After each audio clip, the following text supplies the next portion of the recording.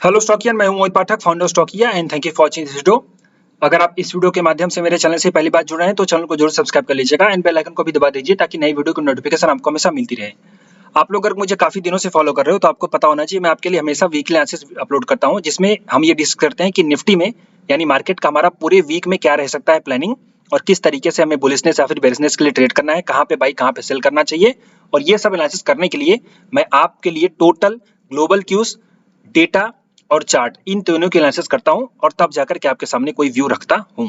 पिछले वीक के लिए जो हमने प्लानिंग करी थी वो हमारा मार्केट था साइडवेज टू वोलेटाइल। अब आप देख सकते हैं ये 11-10 की ओपनिंग है, यहाँ पे देखिए कितना ज्यादा वोलेटाइल है, और ये 11, 12, 13, 14 को थोड़ा ऊपर गया था। ओके, बट अब देखिए हमारी जो प्लानिंग थी वोलेटाइल टू साइडवेज, तो मार्केट उसी तरह से रहा वोलेटाइल टू साइडवेज।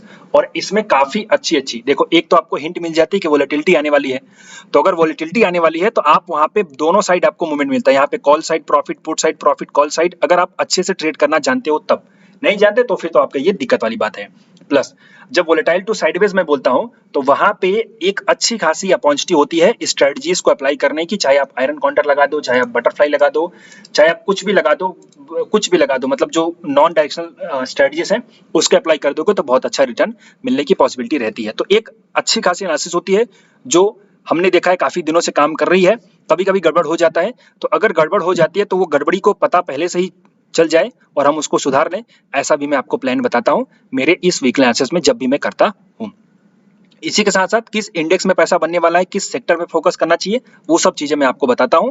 सो अभी मैं बताने वाला हूं फिर से, बट अगर आप ये वीडियो पहली बार देख रहे हो, मुझसे पहली बार जुड़े हो, तो एक बार जरूर लाइक कर दो, चैनल को सब्सक्राइब कर दो और मेरे टेलीग्राम चैनल को जरूर ज्वाइन कर लो। इससे क्या होगा कि टेलीग्राम चैनल ज्वाइन करने से आपको मैं जो अपडेट्स देता हूँ यहाँ पे, जैसे कि मुझे किसी स्टॉक में अगर अपॉर्चुनिटी मिली तो वो सब चीजें आपको मैं समझा देता हूँ। प्लस लाइव मार्केट में इंडेक्स को रिलेटेड अगर कोई क्वेरी है या फिर डाउट है या फिर मुझे कोई अपॉर्चुनिटी मिलती है तो मैं वो भी आपके साथ शेयर करता हूँ, तो आप जाकर के इसका मतलब बेनिफिट उठा सकते हैं। और आप अगर चाहें तो मुझसे जुड़ भी सकते हैं। यहाँ पे अगर आपका कोई कंफ्यूजन या फिर क्वेरी हो स्टॉक मार्केट रिलेटेड तो आप सिंपली इस नंबर पर कॉन्टेक्ट करके आंसर ले सकते हैं। ओके, चलिए सो अब हम शुरू करते हैं अपने पूरे वीक एनालिसिस को आगे आने वाले वीक के लिए।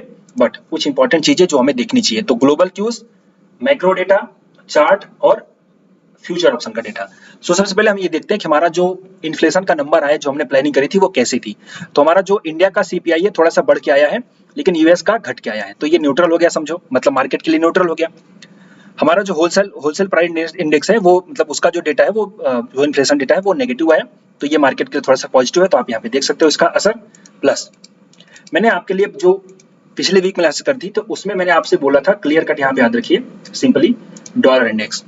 सो डॉलर इंडेक्स हमें जो इशारा कर रहा था, मैं यहाँ पे आपको डेली चार्ट अगर दिखाना चाहूँ तो डॉलर इंडेक्स हमें मार्केट में बुलिशनेस का इशारा कर रहा था। अब जो लोग नए हैं उनको बता दूं, अगर डॉलर इंडेक्स ऊपर जाता है तो मार्केट नीचे जाता है या फिर साइडवेज हो जाता है। अगर डॉलर इंडेक्स नीचे जाता है तो हमारा मार्केट या तो ऊपर जाता है या तो साइडवेज हो जाता है, मतलब बहुत ज्यादा गिरता नहीं और यहाँ पे बहुत ज्यादा बढ़ता नहीं। तो इन सब चीजों को याद रखो। अब हमने यहाँ पे प्लानिंग कैसे करी थी, पूरा इसका ट्रेंड नेगेटिव था और यहाँ पे मैंने आपके साथ अगर देखोगे तो ये एक क्लियर कट प्राइस सेक्शन आपको खींच के रखा था। अगर आप ये लाइन ड्रॉ करी थी मैंने, ये देखो सिंपली ऐसा होगा। ये प्राइस सेक्शन मैंने आई थिंक इस वाले वीडियो में करा था, ये वाला 3 से 7 जून। इसमें आप अगर देखेंगे तो डॉलर इंडेक्स में मैंने यही प्राइस सेक्शन आपको दिखाया था कि ऐसा इसमें होगा, और एग्जैक्ट देखो वो चीज हो रही है। ओके, खैर ये एक एनालिसिस की बात है, इसमें कोई मैं क्रेडिट नहीं लूंगा। ये एनालिसिस है जो काम कर गई, नहीं करती तो वो थोड़ा सा गलत हो जाता था, बट अब ये काम कर गया है, हमारे मार्केट के लिए अच्छा है, तो हम इसको देखते हैं। तो इसमें जो हमारा इशारा मिल रहा था वो मिल रहा था बुलिशनेस का, लेकिन इसी के साथ एक दूसरा था जिसको हम बोलते हैं डॉलर, इसका नाम है यूएस का 10 ईयर बॉन्ड यील्ड। अब ये जो बॉन्ड यील्ड था ये बुलिश था, ये रेजिस्टेंस के पास बैठा था। मैंने कहा था कि भाई रेजिस्टेंस के पास अगर ये नीचे गया तो ठीक, अदरवाइज ये ऊपर चला गया तो मार्केट हमारा फिर से बेरिश होगा। तो ये बेरिशनेस बता रहा था हमारे मार्केट के लिए और डॉलर इंडेक्स बता रहा था बुलिशनेस के लिए, और दोनों हो गए फिर न्यूट्रल। इसीलिए मैंने आपसे कहा कि मार्केट हमारा साइडवेज टू वोलेटाइल रहेगा, बहुत ज्यादा गिरेगा नहीं, बहुत ज्यादा नहीं गिरेगा। वहां से भी आपको कॉन्फिडेंस आ जाना चाहिए कि जब जब नीचे आ रहा है तब तब बाई करो। तो ये सब चीज़ें आपके साथ मैं शेयर करता हूँ, अच्छे से देखा करो और इसका लॉजिक समझा करो। लॉजिक ऐसा है कि अगर ये 10 ईयर बॉन्ड यील्ड ऊपर जाएगा तो मार्केट हमारा नीचे जाएगा या फिर साइडवेज हो जाएगा। अगर 10 ईयर बॉन्ड यील्ड नीचे जाएगा तो हमारा मार्केट ऊपर जाएगा या फिर साइडवेज हो जाएगा। सो ये दोनों याद रखा करो। फिलहाल ये दोनों एक दूसरे के अगेंस्ट चल रहे थे, बट यहाँ पे दोनों ही नीचे चले गए, मतलब कि ये भी नीचे चला गया और डॉलर इंडेक्स भी नीचे चला गया, जो कि हमारे मार्केट के लिए पूरा एक बुलिशनेस का सिग्नल है। और आप देख सकते हो कि मार्केट हमारा कैसे चला है। अब कुछ लोगों को ये भी नहीं समझाता सर जी हम इन सब की एनालिसिस कैसे करें। तो पहली बात तो वीक एनालिसिस देखा करो, प्लस इसके चार्ट भी देखते रहा करो। इसके चार्ट अगर देखोगे तो क्या ये आपको ऊपर जाते हुए दिखाई दे रहा है? मुझे बताओ, ये क्या आपको ऊपर जाते हुए दिखाई दे रहा है? नहीं दे रहा है ना। तो अगर ये नीचे जाते हुए दिखाई दे रहा है तो कहीं ना कहीं आपका मार्केट अगर नीचे आ रहा है तो उसको बाई ही करो, वो बाई करने की ही अपॉर्चुनिटी है। इतना आसान एनालिसिस कहीं नहीं कोई सिखाने वाला, कहीं नहीं कोई बताने वाला, वो भी फ्री में तो बिल्कुल भी नहीं। ओके, तो इसको देखा करो, समझा करो और उस हिसाब से बनाया करो पोजीशन अपने इंडेक्स में, लेकिन खुद की एनालिसिस करा करो तब, मेरे कहने पे नहीं। तो सिंपल सी बात है, कॉमन सी एनालिसिस है। यहाँ पे देखो, अगर ये आपको नीचे जाता हुआ दिखाई दे रहा है, यहाँ पे आपका ये ब्रेकडाउन हो गया तो ये नीचे चला गया तो मार्केट हमारा कहीं ना कहीं बुलिश होगा। बुलिश नहीं हो रहा है, नीचे जा रहा है तो भी बाई करो, क्योंकि वो बाई करने की अपॉर्चुनिटी है। ओके, उसको बुलिश होना पड़ेगा। और देखो आप यहाँ पे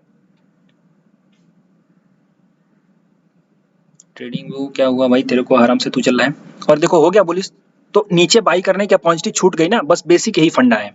ओके, सो पिछले वीक के लिए जो प्लानिंग थी वो परफेक्ट गई। अब हम देखते हैं आगे आने वाले वीक में हम क्या कर सकते हैं। ओके, तो फिर से वही आपको एनालिसिस करते हैं। सब आपको मेरा फॉर्मेट पता है, सबसे पहले global cues, then data, then उसके बाद चार्ट। तो ग्लोबल क्यूज में वही डॉलर इंडेक्स को फिर से देखेंगे। देखो डॉलर इंडेक्स फिलहाल नीचे जा रहा है, तो ये हमारे मार्केट के लिए अभी फिलहाल जो है थोड़ा सा बुलिशनेस का सिग्नल है। क्यों? क्योंकि इसका अभी जो ये सपोर्ट, एक मेन सपोर्ट था, ये टूट चुका है। तो अब ये थोड़ा ऊपर भी जाएगा तो सेलिंग प्रेशर ही आएगा, उसमें कोई दिक्कत होने वाली नहीं है। और अगर हम यहाँ पे यूएस के 10 ईयर बॉन्ड यील्ड को देखें तो बॉन्ड यील्ड जो है मैंने बताया था क्लियर, ये रेजिस्टेंस फेस करके अगर नीचे आ गया तो अच्छी बात है। तो ये देखो 2 दिन, आई थिंक 1 या 2 दिन, 10 जुलाई को इसने एक बेरिश एंगल्फिंग कैंडल बना दी, उसके बाद एक अगेन बेरिश कैंडल बनी। तो आपको यहाँ पे क्लियर हो जाना चाहिए कि अब हमारा मार्केट ऊपर जाएगा। और फिर वहां से देखो ये कंटिन्यू नीचे चला गया, यहाँ पे सपोर्ट ले रहा है। अब इसका जरा शॉर्ट टर्म में देखो ये है ना थोड़ा बेरिश ही है, लेकिन शॉर्ट टर्म में यहाँ पे बुलिश हो रहा है। अब इसको देखो हाई बना रहा है, तो ये थोड़ा सा इसमें लग रहा है कि ये हो सकता है कि फिर से बुलिश अगर हो जाए यहाँ से रिवर्स होकर के, ये हो भी रहा है। अगर रिवर्स होकर के ऊपर जाएगा, लेकिन फिर भी हमें देखना है ये ब्रेकआउट, तो ये ब्रेकआउट का लेवल जब तक नहीं टूटेगा तब तक ये मार्केट को हमारे बेरिश नहीं करेगा। तो ये जब तक नहीं तोड़ रहा है तब तक, और अगर ऊपर जाकर के फिर से नीचे आ जाएगा तब तो बल्ले बल्ले हमारे मार्केट के लिए, हम एकदम फिर से 20,000 टच कर देंगे, वो चीज याद रखना। ओके, सो फिलहाल ये हमारा क्या बता रहा है, ये न्यूट्रल है। और अब ये अगर यहाँ से नीचे चला गया तो अच्छी बात, लेकिन अगर ये ऊपर गया और इसका ब्रेकआउट देगा तो ही हम फर्दर मार्केट में बेरिशनेस समझेंगे, अदरवाइज बेरिशनेस नहीं समझेंगे। और इन सबको होने में भी 1 आध महीने लगेंगे, तब तक थोड़ा आराम से इसको फिर से देख लेंगे अगले वीक में, तब तक इसको हम साइड में रखते हैं। निफ्टी बैंक निफ्टी का डेटा अगर देखें तो पीसीआर हमारा है 1.34 का, निफ्टी का देख लेते हैं 1.34 का पीसीआर है। और जो सपोर्ट था, जो रेजिस्टेंस था वो 19,500 था, अब वो बन चुका है सपोर्ट। तो 19,500 पे सबसे ज्यादा पुट का ओवाई है तो ये सपोर्ट कहलाएगा, और 20,000 पे सबसे ज्यादा कॉल का ओवाई है तो ये रेजिस्टेंस कहलाएगा। तो अभी के लिए जो हमें रेंज मिले वो 19,500 से लेकर के 20,000 तक की रेंज मिल रही है। लेकिन अब इसमें चेंज अगर होने लगेगा तब, तो यही मेरे वीडियोस में एक खासियत रहती है, आप इसको जरूर अंडरस्टैंड करा करो। हम एक तो प्लानिंग करते हैं, और प्लानिंग अगर गलत होने वाली होती है तो हम उसको भी अंडरस्टैंड कर लेते हैं, उसका भी हमारे पास लॉजिक होता है कि हम गलत हो रहे हैं। तो कैसे? सिंपल सी बात है, अगर मार्केट हमारा 19,500 के नीचे जाकर के ट्रेड करने लगे और वहां पे सस्टेन करने लगे, या फिर अगर उसकी क्लोजिंग आने लगे 19,500 के नीचे, तो जब 500 के नीचे अगर क्लोजिंग आने लगे तो हमें देखना है कॉल का ओवाई। कॉल का ओवाई अगर बढ़ गया है और पुट का ओवाई घट गया है, यानी कि कॉल का ओवाई पुट से ज्यादा हो गया है, अभी फिलहाल पुट का ज्यादा है, तो अगर कॉल का ओवाई ज्यादा हो जाए पुट से, तो हमें यह समझना है कि 19,500 रेजिस्टेंस ले लेगा और उसके नीचे और ज्यादा जाने की संभावना है। लेकिन अगर मार्केट ऊपर जाने लगे और 20,000 के पास पहुंचने लगे, उस केस में इसका कॉल का ओवाई बढ़ने लगे तो ये भी समझेंगे कि ऊपर से रेजिस्टेंस ले सकता है। लेकिन अगर 20,000 के पास जाने लगे और उस केस में 800, 900 और 20,000 का पुट का ओवाई बढ़ने लगे और कॉल का ओवाई कम हो जाए, तो ये समझो मार्केट हमारा 20,000 भी क्रॉस कर जाएगा। फिलहाल ये जो पीसीआर है इसको हम देख करके यही इशारा कर रहे हैं कि बाय द डिप और बुलिशनेस का इशारा है, ये चीज याद रखिए। फ्यूचर के वाई को देख ले तो फ्यूचर का वाई बढ़ा है, प्राइस बढ़ी है, तो ये लॉन्ग बिल्टअप का इशारा है, तो इससे भी हमें बुलिशनेस पता चल रही है। ओके, तो ये चीज देखो, अभी डेटा से भी बुलिशनेस पता चल रहा है। ग्लोबल क्यूज को देखें तो ये बेसिकली न्यूट्रल ही है। ओके, डॉलर इंडेक्स को देखें तो बुलिशनेस है। अब हम चलते हैं निफ्टी के चार्ट को देख लेते हैं। लेकिन जब सब चीजें बुलिश हो तो थोड़ा सा वहां पे कॉशियस भी रहना चाहिए, ये सेंटिमेंट हमारा होता है। तो हम इसमें देख लेते हैं कि कहाँ पे बाई कहाँ पे सेल करेंगे। तो मैं सिंपली आपको 4 घंटे का चार्ट बताना चाहूंगा, जो कि आप लोगों को पता होगा। मेरा एक सपोर्ट अभी भी इंटैक्ट है, उसी जगह पे काम करेगा, वो चीज आप याद रखिए। तो ये है 19,000 का सपोर्ट, 19,000। और अब जो सपोर्ट बन के आ रहा है वो बन के आ रहा है 19,300 का। तो मार्केट हमारा जब तक 19,300 के ऊपर है तब तक हम बुलिशनेस ही वहां पे ट्रेड करेंगे और बुलिश ही रहेंगे। जब तक 300 के नीचे सस्टेन नहीं करता आकर के 1-2 घंटे के लिए, तब तक हम फर्दर बेरिश नहीं होंगे। और अगर ये ब्रेक होता है तो फिर हमें 19,000 के लिए तैयार हो जाएंगे। और 90,000 आएगा तो बाई ही करना है, छोड़ना नहीं है।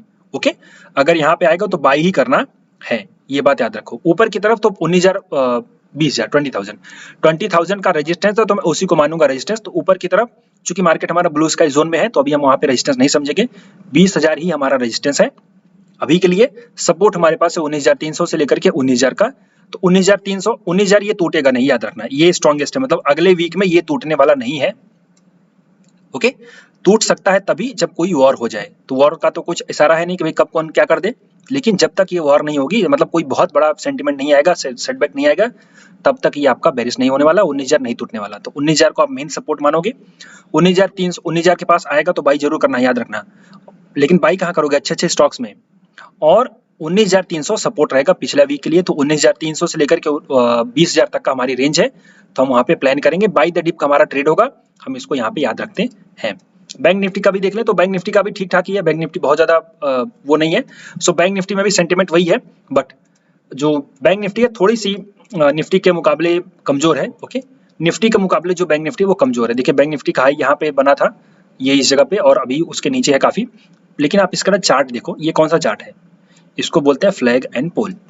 तो जैसे ही ये ट्रेंड लाइन क्रॉस करेगी तो आपको बाई का मतलब बुलिशनेस का ट्रेड करना, ये याद रखो। तो ये जो ट्रेंड लाइन है हमारी सिंपली ये रही। तो इसको मैं 15 मिनट पे कर देता हूं। और वॉल्यूम भी आप देखिए, वॉल्यूम भी बढ़ी है, तो वॉल्यूम भी बढ़ी है, तो ये भी एक अच्छी बात है। तो हालांकि प्री मार्केट की वीडियोस तो मैं आपको डेली अपलोड करता हूं। तो प्री मार्केट के एनालिसिस मतलब जो इंट्राडे की ट्रेडिंग हो तो वो प्री मार्केट बेस्ड होती है। वीकली एनालिसिस में हम ये डिस्कस करते हैं कि पूरे वीक में हमारा मार्केट कैसा रह सकता है। क्लियर? तो यहाँ पे देखिए कंटिन्यू ये डाउनवर्ड चैनल पैटर्न में है और कंटिन्यू डाउन ही जा रहा है। लेकिन अगर ये ऊपर जाकर के सस्टेन करे और फिर से नया हाई मतलब ये फिर से ब्रेकआउट कर दे, तो वहां पे हम बैंक निफ्टी में बुलिशनेस के लिए तैयार रहेंगे। वो फिर चलेगा अच्छा खासा, तो हो सकता है नया हाई भी लगा दे।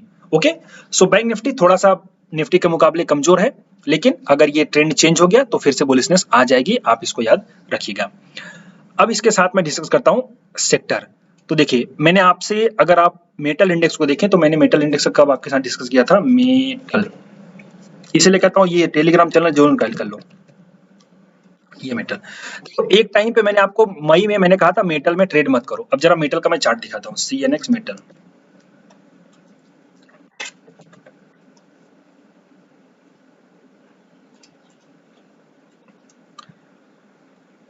ये मई है, आई थिंक ये 31 मई। देखो मई तक मैंने आपसे कहा था कि भाई मेटल पे फोकस मत करो।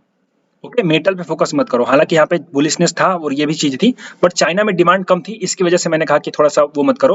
और फिर मैंने आपसे ये भी कहा था कि चाइना के जो डेटा है उनके ऊपर फोकस करो, इंडस्ट्रियल प्रोडक्शन डेटा, और उनके कुछ पॉलिसीज को चेंज करो। हो सकता है वो पॉलिसी अगर कुछ नहीं ला रहे हैं तो उसको इम्पैक्ट होगा। तो अभी वही हो रहा है जिसकी वजह से मेटल इंडेक्स हमारा ऊपर जा रहा है। फिर उसके बाद मैंने आपसे कहा था कि अच्छा, जब मैंने मना किया तो उसके बाद देखिए मेटल थोड़े से गिरे भी थे। ये देखिए आई थिंक 31 मई, यस वही मेटल देखिए थोड़ा सा गिर गया था। बट उसके बाद मैंने आपसे जून में कहा था मेटल पे और केमिकल और कॉफी स्टॉक से फोकस करो। तो अब ये देखिए जून की बात मैं कर रहा हूँ, ये जून है, कब का मैसेज था मेरा, 14 जून।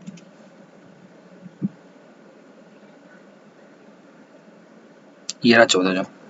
अब जरा आप इसको देखो, 14 जून का मैसेज था, और जब फोकस करना था तो इसका मतलब पता है क्या होता है, इसका मतलब होता है बाई करना है, वो अपॉर्चुनिटी आएगी। तो ये देखिए कंटिन्यू नीचे गया और आपको बाई करने की अच्छी खासी अपॉर्चुनिटी मिली।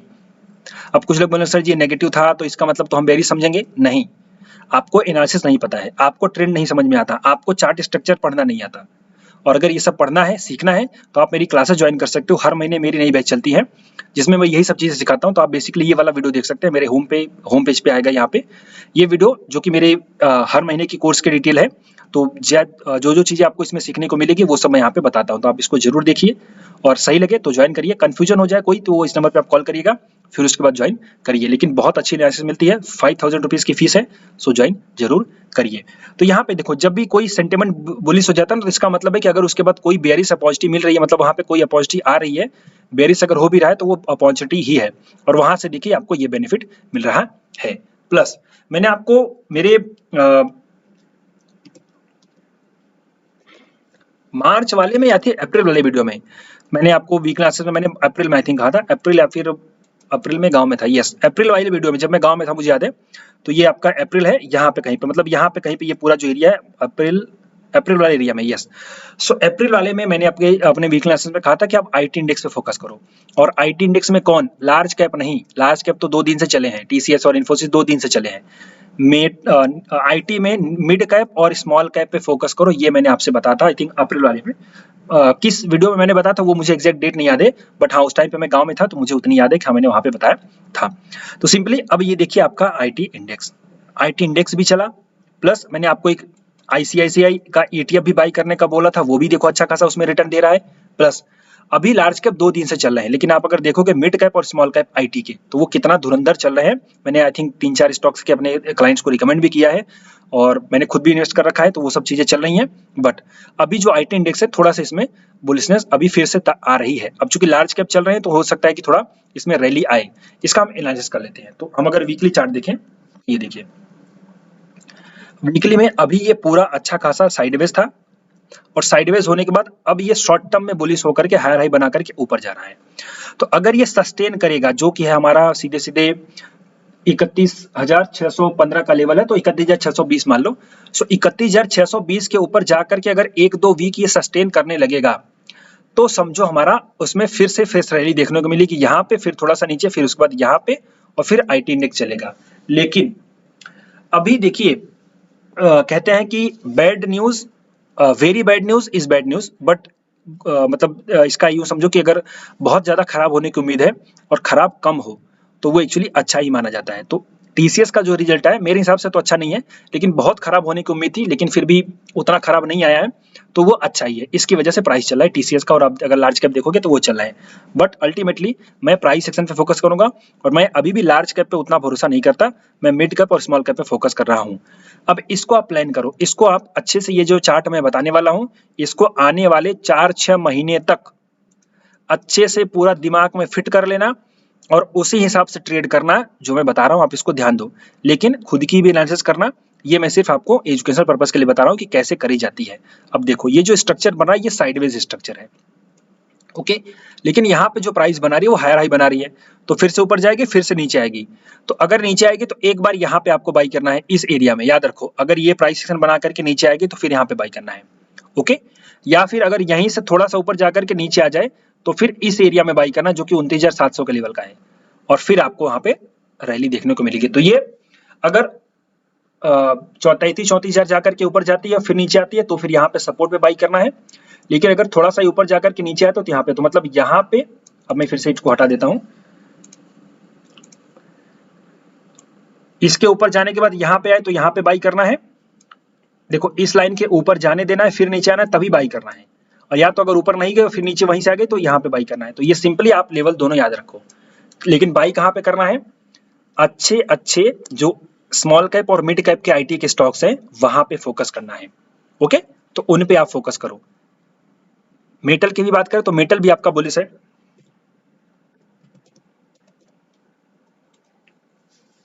मेटल देखो, मेटल भी आपका बुलिश है, बट मेटल में थोड़ा सा हो सकता है कि यहाँ पे फिर से थोड़ा सा दिखे, बट अल्टीमेटली अभी ये थोड़ा सा ऊपर है, फिर से नीचे जाएगा, फिर ऊपर आएगा, क्योंकि ये बनाएगा पूरा एक असेंडिंग ट्रायंगल। इसको देखो असेंडिंग ट्रायंगल पैटर्न है, तो असेंडिंग ट्रायंगल पैटर्न बनाएगा, ये ऊपर जाएगा, यहाँ पे थोड़ा सा प्रॉफिट बुकिंग करना है जो शॉर्ट टर्म में ट्रेडिंग करेंगे, फिर ऊपर जाएगा, फिर नीचे आएगा, और फिर जब इस एरिया के पास पहुंचे जो कि 6,200 है, ओके, ऊपर जाने के बाद रेजिस्टेंस के पास जाने के बाद फिर नीचे आएगा 6,200, तब फिर से स्टार्ट करना है। तो हो सकता है ये आने में नवंबर, अभी यहाँ पे मैं जो प्लान कर रहा हूँ कि नवंबर में हो सकता है, तो अगर आने वाले नवंबर दिसंबर में ऐसा हो तो आप करेंगे, लेकिन हो सकता है जल्दी भी हो जाए, तो मैं अपडेट्स तो करता रहूंगा, बट आप इसको याद रखो। तो यहाँ पे आएगा तो फिर इस एरिया से फोकस करना है जो अच्छे क्वालिटी स्टॉक्स है उनमें, ओके। तो आप अगर ये एनालिसिस आपको अच्छी लग रही है और आपको कोई काफ़ी नॉलेज हो रहा है तो आप जरूर उसको अप्रिशिएट करिए, वीडियो को लाइक करिए, अपने दोस्तों के साथ शेयर करिए। कन्फ्यूजन हो तो कमेंट बॉक्स में पूछिए, मैं तो आंसर करता ही हूँ। और अगर मुझसे सीखना है तो आप मेरी क्लासेस ज्वाइन कर सकते हैं, जिसके लिए ये वीडियो आप देखिए। टेलीग्राम चैनल को ज्वाइन जरूर करिएगा और कमेंट बॉक्स में लिंक है तो आप इसको जरूर ज्वाइन कर लीजिएगा। ट्विटर आईडी को भी फॉलो कर लिए। अभी के लिए इतना ही। Thank you and wishing all the best.